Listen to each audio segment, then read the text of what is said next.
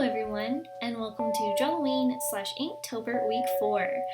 So this week actually went by really quickly, but before we get started, I want to go ahead and mention that if you don't mind, please subscribe so that you don't miss out. And like this video if you enjoyed it, if it's something that you would like to see more of on this channel. And leave a comment down below if you have any suggestions on any other topics you want me to cover or any other cool ideas that I could implement on this channel. And if you don't want to miss out on new updates and new videos as soon as I put them out, please click the bell icon next to the subscribe button. Thanks! Okay. So first things first, like I said, this week went by super quick, which was great. And so it kind of feels like I have just recently sat down and talked to you guys, even though it was a week ago. So that's kind of crazy, but kind of cool at the same time. So I'm super excited because we are in the home stretch of this thing. Like, we are almost done, and it's nice. Not because I don't enjoy doing these, but mostly because I have so much inspiration built up now and so many ideas for like new full pieces that I want to create in oil painting actually. So I'm super excited because this whole month has just kind of felt like a warm-up for what's next and what's to come, and I am so freaking excited. I cannot even wait to share it with you guys.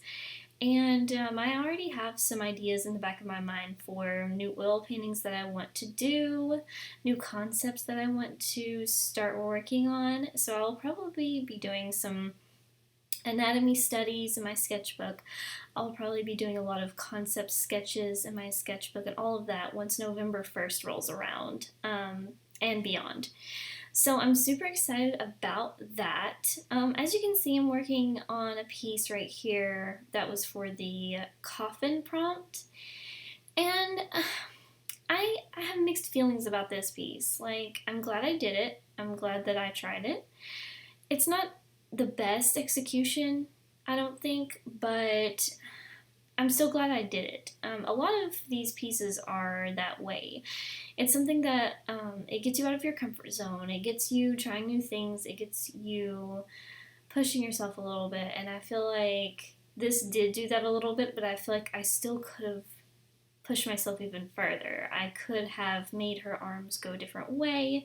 I could have shown her hands. I could have made it more up close, you know, like, but then again, that's how I do most of my pieces, so that wouldn't really be pushing myself, but I think you get the gist of the idea. But I really liked how the little cat in the bottom right corner turned out. I think he turned out so cute, and since I did that little cat, you'll see whenever the black cat derpy prompt comes around, you'll see that I kind of read that prompt wrong, and I didn't end up doing a black cat. I just did a derpy cat, but it was okay in my mind because I had already kind of done this black cat on this piece, even though he's technically like a dark blue, but he's supposed to represent like a black cat, but with a little bit of shiny fur and maybe a little bit of gray fur here and there.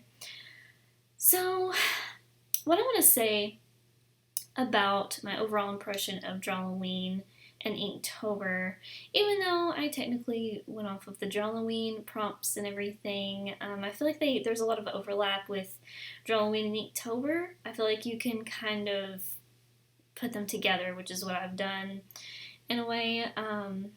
So I guess Inktober, though, is more of just ink and just specific ways of doing ink, I think. But yeah.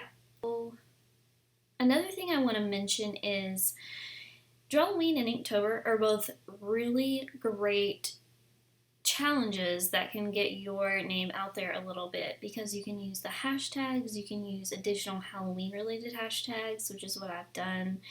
I've used several different hashtags. I'm still, like, after all these years on Instagram, I don't feel that much of an expert at hashtags. I used to use hashtags way more than I do now even, but I still feel like I've never really become like super like understanding of what hashtags to use. I just kind of use what comes into my mind, like what pops into my head and I think of as like a search term.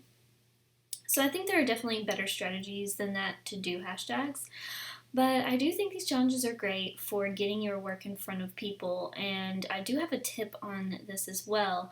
Another thing that's really helped me get into or get in front of more people on Instagram is instead of being passive about the whole thing and just uploading my artwork and then just putting a small caption and leaving it at that, I have a couple of different strategies I combine with that. So I've started asking questions in my captions, which I don't always get an answer, but it still somehow helps me get comments, even if I'm not getting an answer to the exact questions that I'm asking in the caption. So that's one way to get a little bit of interactivity and engagement on your posts. And another thing I really love to do that I used to do back in what I call my heyday of Instagram. When I first started Instagram, I felt so different. I felt like I was just obsessed with Instagram. And this was probably back in like 2011 or 2012. And I I was just so excited to have, first of all, it was my first iPhone, and I was so excited to have an iPhone, mainly for Instagram, because I wanted to be on Instagram so badly, but I didn't have the right phone at the time. So when I finally did, it just felt so great. It just felt like I was part of the online community finally. So when I joined Instagram, I was obsessed and I was on it so much, and I was just going to all these different pages and commenting and interacting with people and making friends with people all over the world, and it was just so much fun. And as time went on and as I did more arts and crafts and painting and drawing, and it just over the years as I've done more and more artwork and other projects at home, I have had less and less time to interact on Instagram. So obviously, that has affected my numbers as time went on. So instead of growing as steadily and as often and consistently as I should have been, if I were interacting more, I wasn't interacting enough, and therefore I wasn't growing as quickly anymore. So, and for a long time, up until recently, I was blaming Instagram, and I was I wasn't looking at myself. I was just blaming Instagram's algorithm, which I mean, it has its flaws. I'm not going to say it doesn't. But I wasn't looking at myself and I should have been. I think a lot of it is my fault. I didn't have the time. I didn't have the time to interact, but I started making the time. When I post things on Instagram now, instead of just posting them and then being done with it, I look at other people's posts. I like their posts. But instead of just doing that, which was the bare minimum that I've done before in the past, I also go on their pages. I comment. I don't just like, I comment. I don't just comment an emoji. I don't just comment one word. I comment something with a little bit more meat to it, a little bit more substance. And I find people that are of like mind and that enjoy similar things that I do, whether it's themes of art or whether it's lifestyle choices or whatever. I find those people and I comment on their stuff if I find it inspiring. Because you can't go wrong with making someone feel good about the work they put out there. Everybody wants to feel validated, so I think it's a great thing to go out there and connect with people, and not in a superficial way. Like, you're looking at their images, but there's a difference between just a pretty image and something that just inspires you. So go and find that stuff and comment on it. Comment more than just a few words. Comment a couple of sentences and an emoji, because you can't go wrong with emojis as long as you're putting words with them. And I think that has really helped me a lot. And I know it sounds so simple, but there for a long time I was just kind of on autopilot, just posting and just hoping that people would just fall in love with the art itself. But it's more than just the art and the aesthetics. it's the words you bring with it. It's the connections that you bring to the table, and it's the things that you talk about. It's the things that you believe in. So you've got to talk about these things, like what is on your mind? What kind of workspace do you have, but why do you have it that way? Like, do you organize your studio in a certain way? Maybe you have a smaller space and you have to organize it a certain way in order to get everything accomplished and to get your work done. Or maybe you're super, super into like a very specific like belief system, or maybe you're into humanism, or I don't know, maybe you're just into something that's really important to you. Maybe try to work that into your post somehow, whether you're just talking about it in your caption or in your stories, or maybe even the art itself can somehow lend itself true to what you believe in. So those are my tips for kind of getting a little bit more traction on Instagram. I still think it's super tough.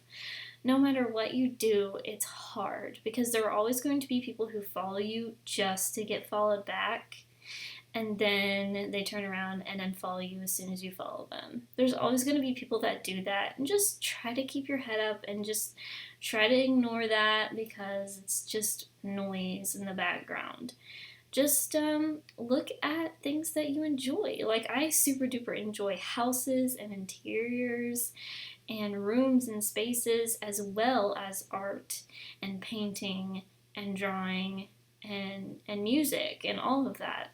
So I tend to follow those type of accounts, and I think that it really helps. And I really think that one of the best things about Drawlloween and Inktober is it really brings artists together. Because have you not noticed all the posts where people are shouting each other out, showing each other's artwork, congratulating each other on like a job well done and getting things accomplished? I have. I've definitely seen that a ton. And I think another thing is, even if you see a story on Instagram that you like, you know, a video story, and you're watching it, like, don't just watch it and then just move on. If you really are inspired by it, or just even find it nice and helpful, comment, leave a message. I mean, it's such a small thing to do, but it makes all the difference. If you reach out just a little bit, typically someone in the artist community will reach right back to you. So don't forget to just keep working hard, and yeah, you'll get there eventually. It just takes a long time. And don't be so passive like me. I was just so passive for so long, and I think part of it is an anxiety thing, because it's like I want my work out there, but I kind of like want to just throw it out there and then just run. Like, that's kind of like been my mentality for so long, and I'm realizing now that that is the total wrong mentality. You can't just throw your work out there and then just run away and pretend like you didn't even do it. Like, you have to stick with it. When you put your work on Instagram, stick around for a couple hours, or at least an hour or so, and off and on, and just like reply to comments and just kind of keep watch on like the interactions with your posts, so that you are showing that you care, and that you put this work out there for a reason, and that you want to see the reaction from it. I think it makes all the difference. I think ever since I've done that, it has really helped me, and I think there are a lot of people who believe in the same things that I do and really care about like different issues politically, or just like humanity. I don't know. But yeah, and I think the aesthetics are great and all, but they're just part of the package. There's so much to it. It's about connections and relationships and caring about like the community. The art community is so important to me. I don't know what I would do without it. I'm always meeting other artists online who inspire me, and they kind of keep me going. I love doing this, but I think that it really helps that there are other artists out there that understand what you're going through and understand that it is hard. It's not easy. It's fun, but it's not easy. You know, it takes a lot of effort, takes a lot of time, and you've just got to keep plugging at it and keep going. But this last prompt you're seeing now is villain, and I don't know why, but for some reason when I thought of villain, I thought of like a bank robber chick, so that's what I made. So I don't know what you guys think of that. When I was thinking about it later, I was like, okay, it didn't say criminal, it said villain. And I thought about it and I was like, am I like conflating those two terms? Like, I may be conflating them. I may have done the total wrong thing, but I kind of dig how it came out. I definitely need to keep working on my anatomy. Um, but yeah, I think I'm going to actually do like a whole sketchbook of just anatomy drawings, and I'm super excited about that. So I hope you guys enjoyed this video. And don't forget that I have an Instagram account, Macy Lou Brown, all one word.